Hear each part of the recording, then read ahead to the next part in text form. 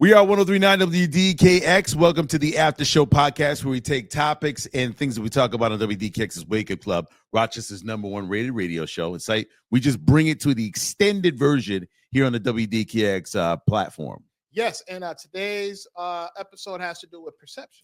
Now, the reason why I think this is so timely is that, site, you showed me the newest video from Sexyy Red. Yes. The music video. All right. And I had just listened to a podcast just the other day where a young man was talking a little bit about mental health, specifically for men.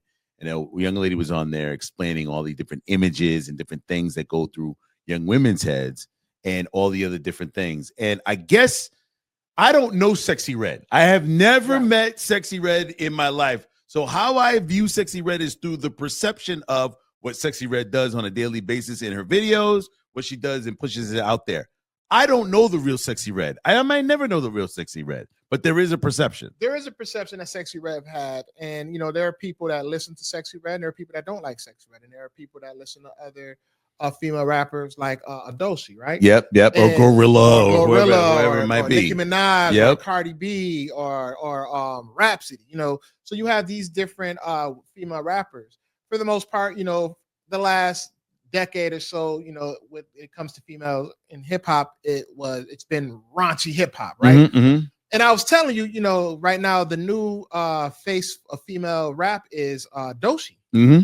And because she carries herself very well. Yeah, in a different light, and it's not it's unique. It's like it's a unique. Everybody's got a unique look and style to them, and Dochi's got a unique style, the way she raps, the way their cadence and all that other stuff. But the content in her music is similar to Sexyy Red's too. Yes. You have to ask yourself, do you want a good old-fashioned home-cooked meal, or do you want some microwavable food?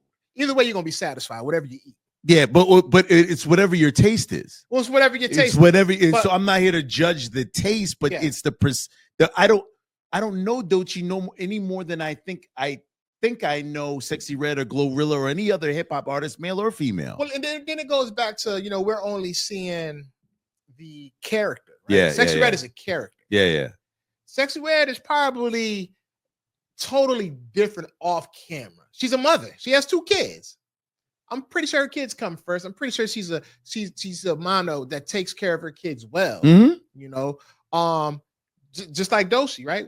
Doshi could be the total opposite. She could be what Sexyy Red image is. But here's the bizarre end of it. Once the label is on you, for women, I feel, just on the outside looking in, it's never adjusted. Yeah. It's never, I'm a different person now. If you came out sexy, you always going to be that, and it's hard to get that off of you. And so the perception is, like, remember we met, what's her name? Adina Howard. Yes. And I'm the person I met, Adina Howard, not the same one did not match Freak Like Me. T-shirt and panties. Yeah. Did not.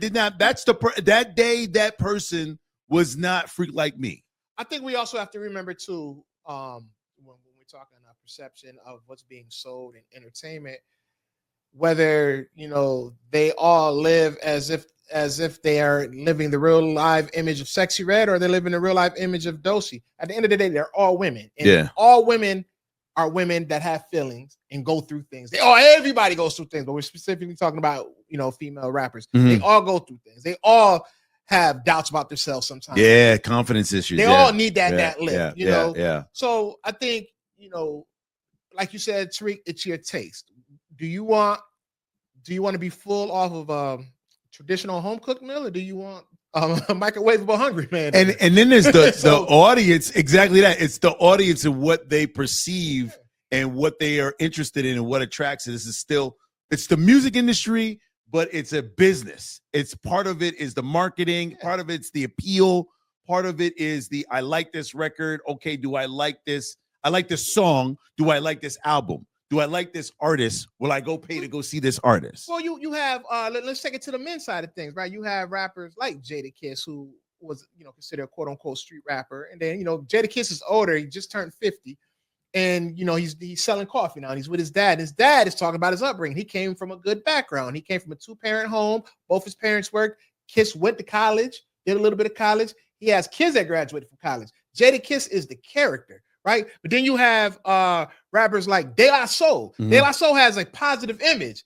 But De La Soul was some real rugged hood dudes that beat people up. But my only point on this, you can comment below. Men are allowed to evolve. Women, once they come out labeled, it is hard to get the initial label off of them. Yeah. So a guy who could come in and say, I was on the streets, I was doing wrong, I was doing all of that, gets to rap, then gets to business, and he is allowed to evolve. Whereas sometimes with women artists, depending on if you're too sexy, or if you're too this, or you're too that, or you're too this, you're that forever in the public's eyes, not in mine, but in the public's eyes, you're that forever, and you were never allowed to get out of this box.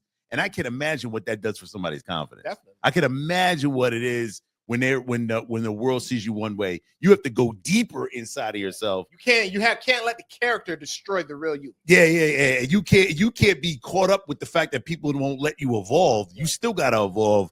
And so it's just bizarre, man. The way everything is marketed, it's interesting to me how people see individuals, men, women, in music, and keep them in there or let them out. Think of some food that we see being advertised 24/7. We're like, damn, that burger look good. And then you take the bite of the burger, you be like, man, this ish is terrible. Yo, I'm driving. You know what the sad part is?